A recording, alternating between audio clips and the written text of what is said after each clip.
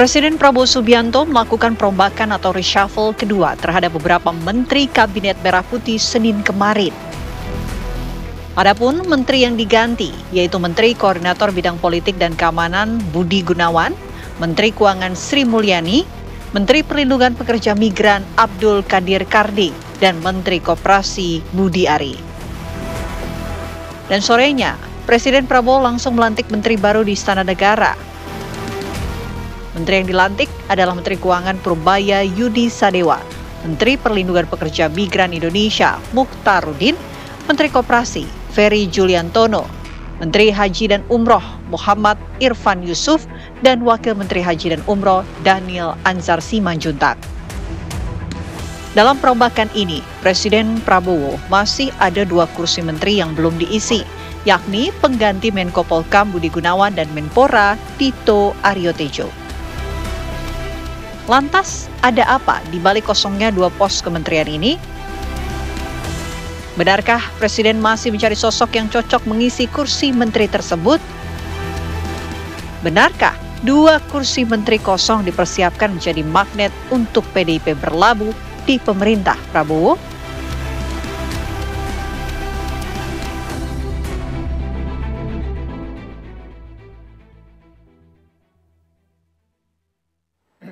Dua kursi menteri masih kosong. Untuk siapa pemirsa? Kita akan bahas bersama dengan sejumlah narasumber. Saya akan perkenalkan untuk Anda yang sudah hadir di Studio TV One. Di sebelah kanan saya ini sudah hadir ada Pak Sugiat Santoso, politisi dari Partai Gerindra. Selamat malam Pak Sugiat. Selamat malam pemirsa TV One dimanapun berada. Selain Pak Sugiat, di tengah ini sudah hadir Prof. Gun-Gun Herianto, pakar ilmu komunikasi politik UIN Jakarta. Selamat malam Prof. Selamat malam.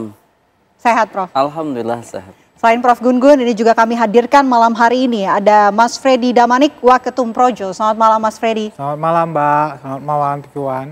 Selain ketiga narasumber yang sudah hadir bersama saya, ini juga kami sudah terhubung pemirsa melalui sambungan virtual Zoom bersama Pak Hendrawan Supratikno, politisi dari Partai Demokrasi Indonesia Perjuangan, PDIP. Selamat malam Pak Hendrawan.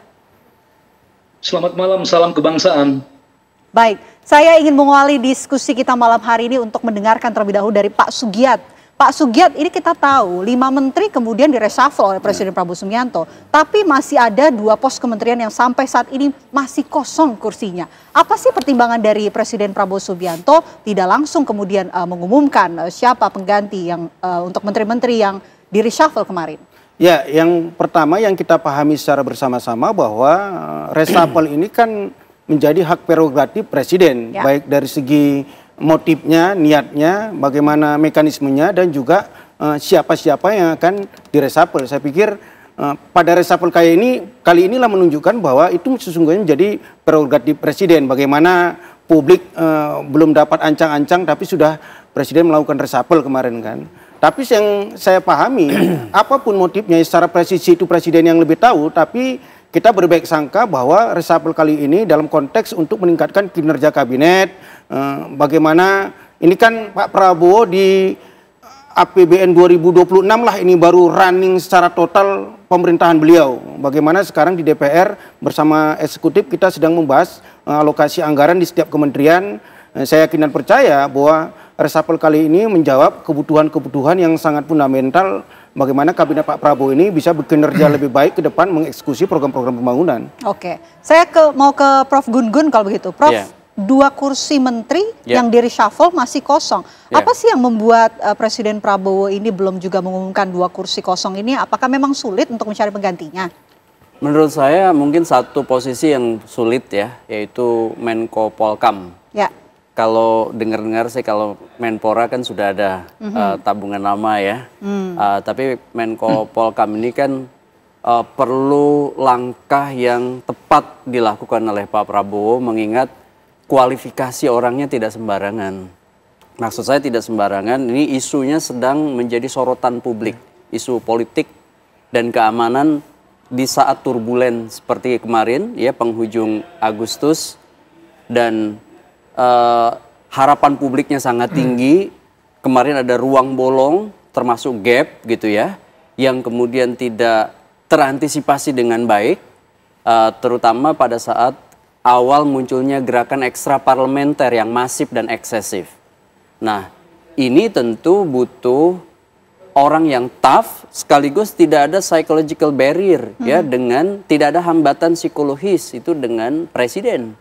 Ini adalah posisi sangat strategis ya, karena di bawah koordinasi Polkam ini banyak sekali, dan itu terhubung dengan bukan hanya antisipasi sekarang, menjaga kepastian dan kenyamanan di saat kemarin muncul huru-hara politik dan keamanan. Sehingga ya tentu sekarang dipercayakan kepada Pak Safri gitu ya, sebagai ad interim merangkap Menhan, tetapi kan itu temporer.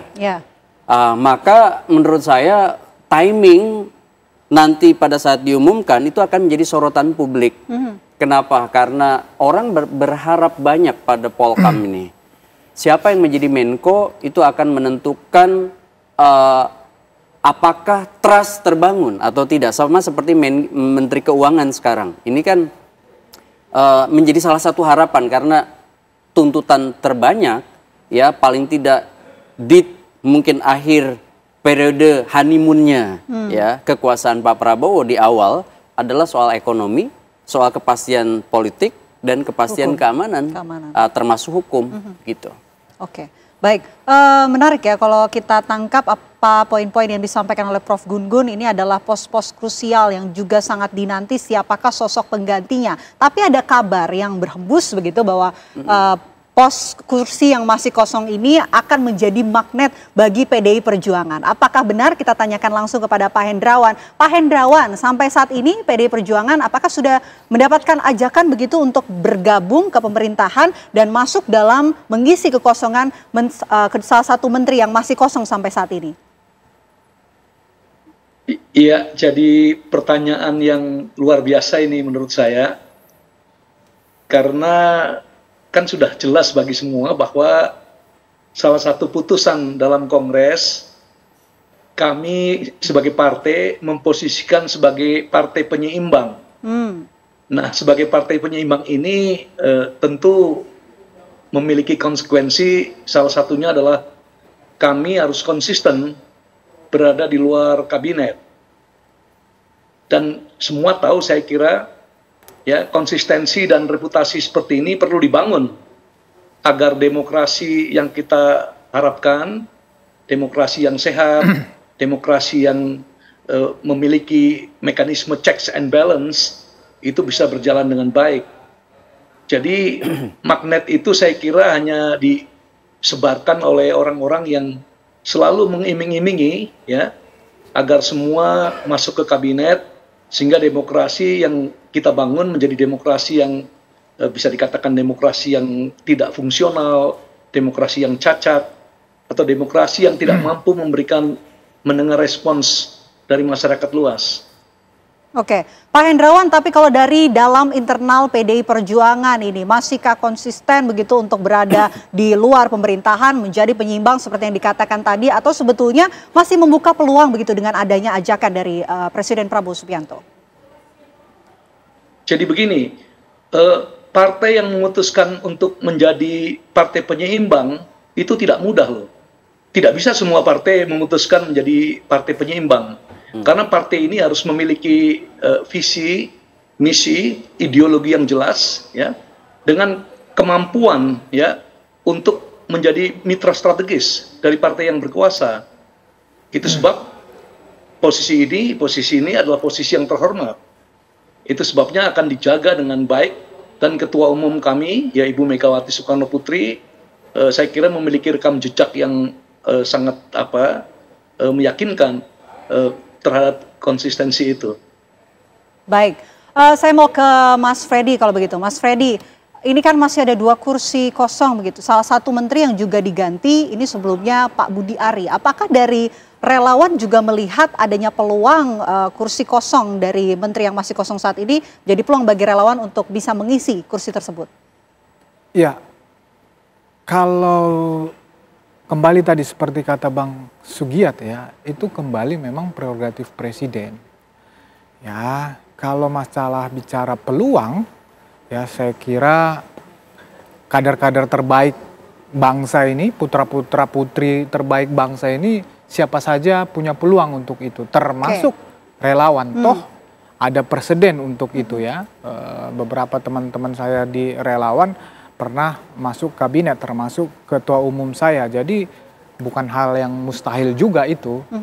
Cuma kembali lagi presiden kita percaya pasti melakukan hitung-hitungan ya secara politik, termasuk melihat juga siapa sosok yang tepat di posisi-posisi itu. Jadi kita percaya bahwa Presiden Prabowo di dalam memutuskan termasuk reshuffle ini ya pasti untuk kepentingan rakyat dan juga untuk kepentingan bangsa dan untuk kemajuan kata Bang Sugiat tadi ya, kabinet ke depan meraih cita-cita Presiden Prabowo termasuk cita-cita kita untuk Indonesia maju. Oke, kalau kita lihat daftar menteri-menteri yang kemudian masuk dalam reshuffle kali ini, beberapa diantaranya ini adalah menteri-menteri dari era pemerintahan dari Presiden Joko Widodo sebelumnya. Apakah memang dengan adanya reshuffle ini juga menjadi sinyal untuk kemudian menjaga jarak begitu dengan Pak Jokowi? Nanti kita akan bahas usai jeda. Apa kabar Indonesia Malam akan kembali untuk Anda sesaat lagi. Anda kembali menyaksikan Apa Kabar Indonesia Malam. Kita lanjutkan diskusi kita. Saya mau ke Prof. Gun-Gun. Prof. Gun-Gun, ini kalau kita lihat daftar menteri yang kemarin kena reshuffle, ini adalah menteri-menteri yang pernah bekerja di era sebelumnya, di era pemerintahan dari Presiden Joko Widodo begitu. Tapi kalau kita lihat, apakah ini juga bisa digambarkan sebagai sinyal untuk menjaga jarak dengan Pak Jokowi? Menurut saya ini Pak Prabowo mencoba untuk mencari titik keseimbangan baru ya. Kenapa? Karena kan persoalan banyak, ekspektasi tinggi, sehingga kemudian pada saat betul-betul ada kemarin trigger, itu ada evaluasi yang menyeluruh termasuk relasi kuasa, hubungan antar aktor. Contoh misalnya banyak menteri yang politik asosiatifnya sangat identik begitu ya, dengan sebut aja rezimnya Pak Jokowi. Nah ini kan banyak yang kena reshuffle juga. Artinya, karena kalau kita bicara reshuffle itu bicara dua dimensi. Satu dimensi politik, yang kedua bicara soal dimensi teknokrasi. Kita tidak mungkin bisa hanya mengatakan soal kinerja. Iya kan, teknokrasi itu memang pasti akan jadi evaluasi presiden. Tetapi kan selalu kita harus memasukkan atmosfer politik, begitu ya. Contohnya soal atmosfer politik itu adalah relasi antar aktor.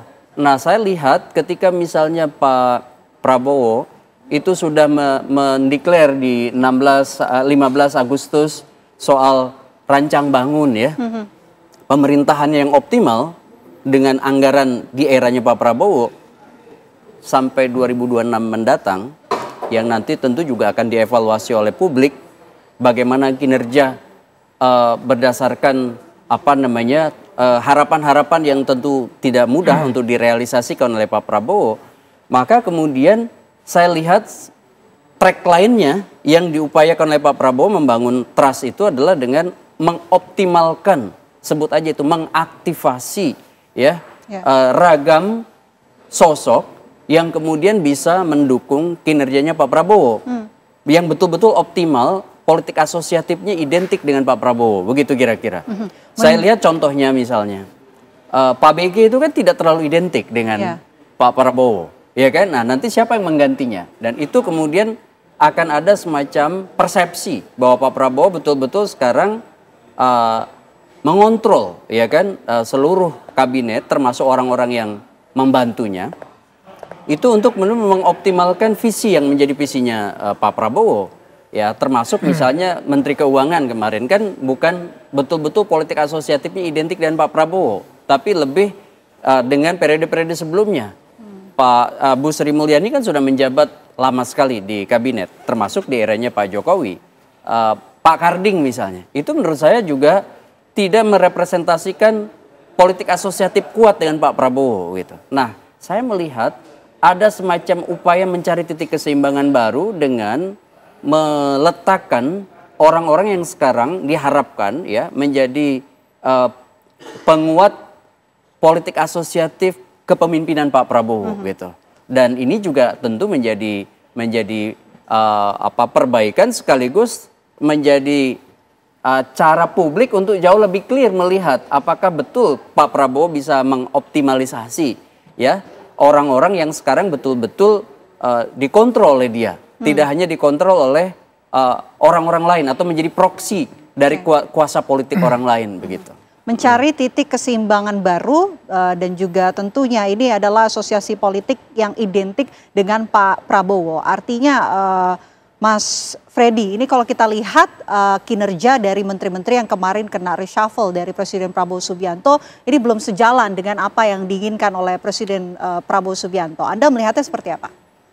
Kalau kembali lagi ya, itu memang proses pergantian ini, reshuffle kabinet ini adalah kewenangan prerogatif Pak Presiden Prabowo.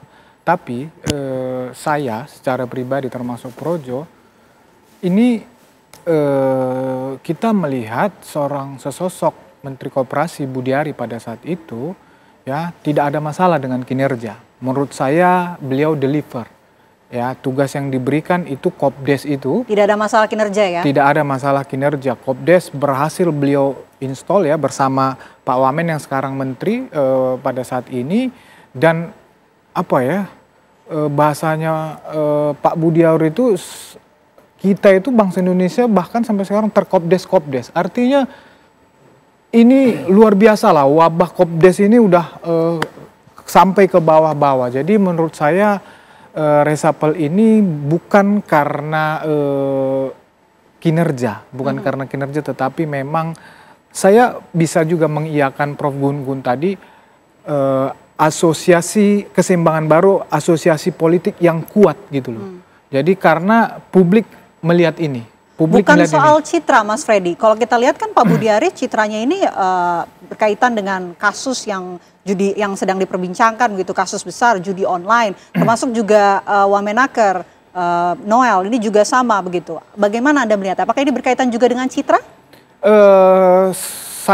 Kita tidak melihat itu karena kebetulan sudah putus itu, ya sudah putus, dan Presiden tahu persis itu bahwa di dalam proses persidangan itu yang sangat terbuka di dalam putusan bahwa memang Budiari tidak terlibat di situ. Jadi saya juga melihat tidak ada masalah citra yang terus saja dikatakan di framing kepada Budiari terlibat judol. Tapi saya lebih sepakat kepada Prof. Gun-Gun yang mengatakan bahwa Presiden Prabowo perlu mencari keseimbangan politik yang baru yang diasosiasikan kepada dia secara mutlak.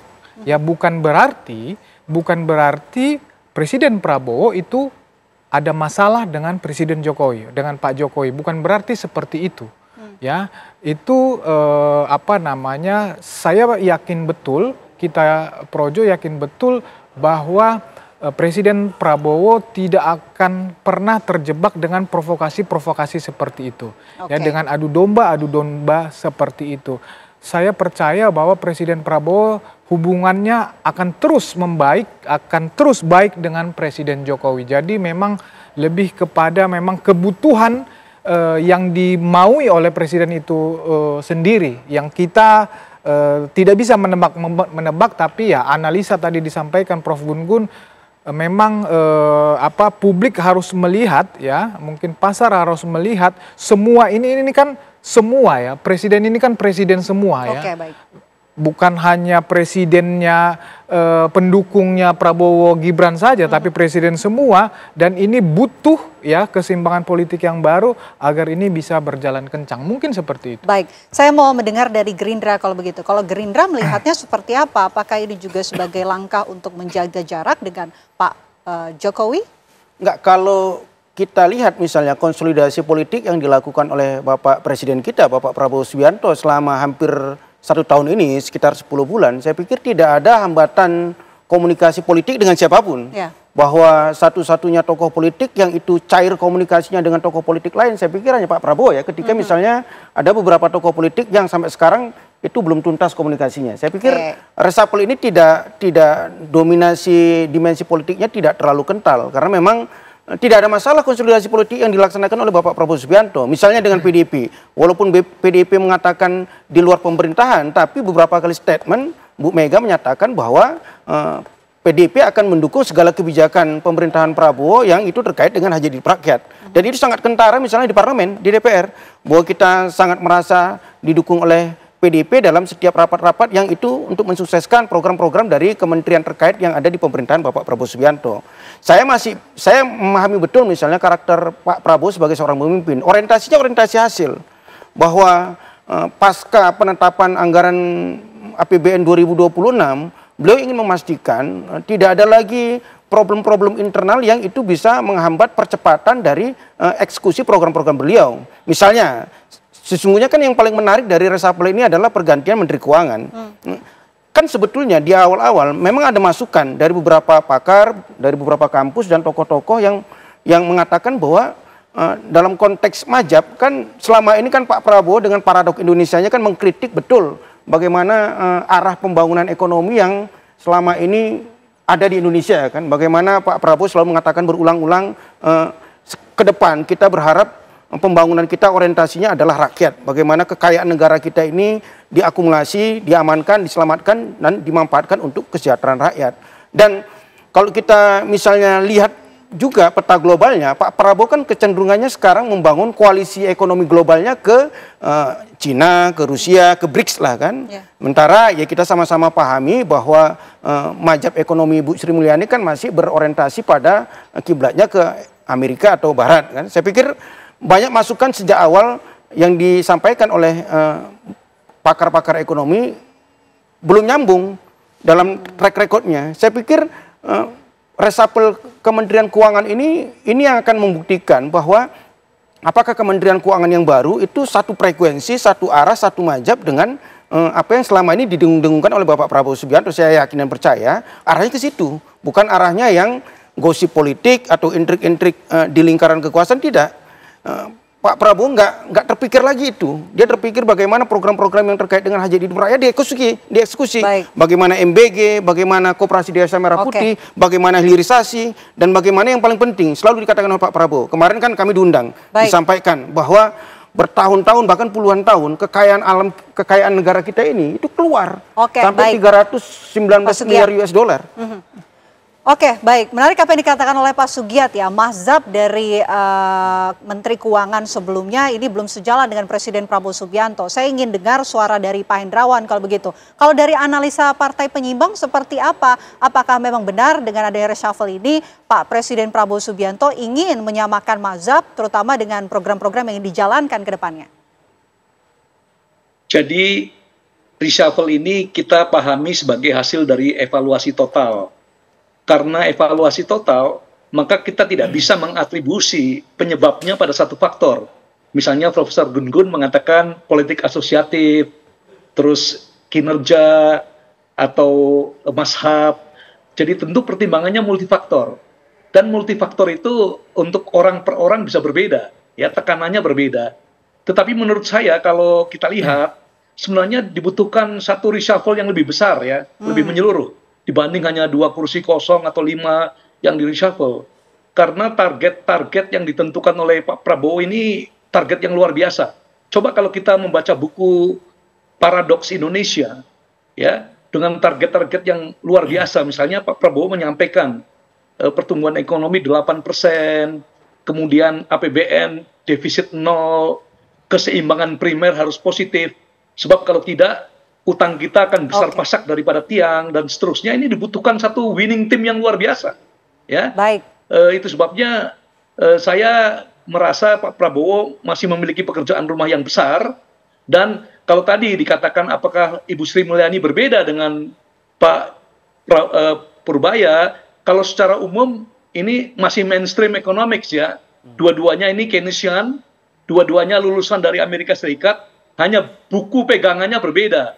Kalau saya lihat buku favorit yang dibaca oleh Menteri Purbaya ini, yang dia sampaikan pernah kepada saya, itu lebih dekat dengan, atau lebih selaras dengan apa yang ditulis oleh Pak Prabowo dalam Paradoks Indonesia. Oke, baik. Kita juga ingin membahas menarik apa yang dikatakan oleh Pak Hendrawan, dia mengatakan butuh reshuffle lebih besar begitu karena targetnya ini ada target program-program dari Presiden Prabowo ini Subianto ini lebih besar begitu. Bagaimana kemudian merespon mengenai apa yang dikatakan oleh Pak Hendrawan, termasuk juga kita ingin membahas jelang 1 tahun Presiden Prabowo Subianto, bagaimana optimismenya, kita akan bahas lengkapnya untuk Anda sesaat lagi, tetaplah bersama kami. Anda kembali menyaksikan Apa Kabar Indonesia Malam, kita lanjutkan diskusi kita. Saya mau kembali ke PDIP, Pak Hendrawan. Pak Hendrawan, kita di awal belum mendengar ya tanggapan dari PDI Perjuangan setelah mengetahui adanya reshuffle, salah satunya adalah di posisi Menko Polkam Pak Budi Gunawan. PDI Perjuangan ini menyikapinya seperti apa dengan adanya reshuffle terhadap Pak BG ini? Kami menghargai hasil evaluasi total yang dilakukan oleh Presiden Prabowo dan kami juga memahami betul bahwa pemilihan pembantu presiden itu merupakan hak prerogatif Pak Prabowo. Itu sebabnya yang kami bisa sampaikan adalah kami menghargai apa yang dilakukan oleh Pak Presiden. Oke, baik. Kalau kita tarik apa yang dikatakan oleh Pak Hendrawan dalam segmen sebelumnya, ini menyebut butuh harusnya reshuffle lebih besar karena target dari program-program Presiden Prabowo Subianto ini membutuhkan adanya sosok-sosok yang benar-benar sejalan begitu. Saya mau minta respon dari Pak Sugiat merespon adanya reshuffle yang lebih besar yang dikatakan oleh PDI Perjuangan. Ya, saya sekali lagi tetap konsisten mengatakan bahwa terkait dengan reshuffle ini yang berhak menentukan apakah dibutuhkan reshuffle lebih besar atau cukup yang kemarin itu tetap ya otoritas presiden karena beliau sebagai user. Ya nanti kita lihatlah, tapi saya tetap berbaik sangka dan yakin serta optimis bahwa apapun yang dilakukan oleh Bapak Prabowo Subianto terkait dengan kabinetnya, pendekatannya pasti pendekatan kinerja. Pasti pendekatannya beliau kan sudah sangat lama ingin mengeksekusi cita-cita luhurnya terhadap rakyat. Kan? Diberi waktu 5 tahun periode pertama ini dan insya Allah dilanjutkan periode kedua. Kan? Diberi waktu selama 5 tahun ini untuk katakanlah mengeksekusi apa yang menjadi cita-cita beliau ketika terjun di dunia politik. Bagaimana wong cilik iso gemuyu dengan program-program yang konkret ya. Bagaimana misalnya banyak sekali program-program konkret yang sudah menunggu di 2026 dan itu sedang kita susun kan. MBG harus disukseskan, terus Koperasi Desa Merah Putih harus dieksekusi. Yang paling penting hilirisasi. Yang kedua adalah bagaimana penyelamatan kekayaan negara itu bisa dikembalikan ke Republik dan dimanfaatkan. Saya pikir yang menjadi concern beliau sekarang adalah bagaimana di 2026 beliau bisa running secara cepat, the show must go on, tidak lagi terjebak dalam konflik-konflik yang tidak berkesudahan di intrik-intrik politik, tapi sudah bisa langsung mengeksekusi program-program yang bermanfaat bagi rakyat. Oke, Prof. Gun-Gun, Anda melihatnya bagaimana? Apakah memang sebetulnya dibutuhkan reshuffle secara lebih besar begitu dibandingkan yang sudah dilakukan oleh Presiden Prabowo? Iya, selalu ada kebutuhan untuk melakukan reshuffle dengan pertimbangan-pertimbangan tidak tunggal pasti ya. Selain aspek kinerja, juga konteks politik ya. Konteks politik yang saya maksud adalah dinamika yang berkembang nih di antara elit, terutama penyokong distribusi dan alokasi orang ke kabinet. Kan bisa aja petanya juga berubah. Ya tidak bisa peta hari ini kemudian dianggap akan selalu stabil. Contoh misalnya posisi Partai Golkar, posisi partai-partai yang lain, ya Partai Demokrat dan lain-lain. Nah pola hubungan di antara elit utama yang kemudian menjadi penentu proses distribusi dan alokasi orang ke sejumlah jabatan publik termasuk di kabinet, ini tentu juga menjadi faktor kedua yang penting dibaca selain aspek kinerja ya. Kemudian yang ketiga tentu ini terhubung juga dengan skala prioritas kebutuhan presiden yang tentu berhubungan dengan timing. Ini nggak mudah loh. Waktu optimal pemerintahan itu kan biasanya tahun kedua, ketiga, keempat akhir itu sudah diganggu dengan agenda elektoral. Sehingga dalam ruang sempit ini, Presiden tentu punya skala prioritas, mana yang kemudian pincang di prioritas-prioritasnya dan tentu tanggung jawab ada di Menteri. Dan Menteri harus dievaluasi. Contoh misalnya, apakah selain Menteri koordinator yang disebut Menko Polkam, apakah misalnya Polri, Kapolri, apakah kemudian Panglima TNI, misalnya ya, apakah kemudian juga menteri-menteri yang sekarang kerap kali dipersepsikan buruk karena misalnya tidak pandai membaca konteks gitu ya, harusnya misalnya menjaga jarak dari orang-orang bermasalah, kemudian satu frame dengan orang-orang bermasalah misalnya. Ini kan tentu juga jadi bahan evaluasi setiap saat oleh Presiden. Reshuffle itu bukan hanya semata-mata meletakkan bahwa itu hak prerogatif Presiden, tapi juga harus membaca yang disebut dan dinamika yang berkembang dari tengah masyarakat, supaya kemudian tidak muncul yang disebut dengan keberbedaan antara apa yang dipikirkan oleh publik dengan yang dirasakan. Ya, begitu. Itu dia. Oke, baik, menarik apa yang dikatakan oleh Prof. Gun-Gun. Terakhir saya mau ke Mas Freddy kalau begitu. Mas Freddy, Anda melihatnya sedemikian dibutuhkan untuk reshuffle secara besar-besaran, dan bagaimana kemudian Projo ini akan tetap berada di garis Presiden Prabowo Subianto atau sudah siap berlabuh kah pasca reshuffle ini? Mau berlabuh ke siapa? Nah, itu dia.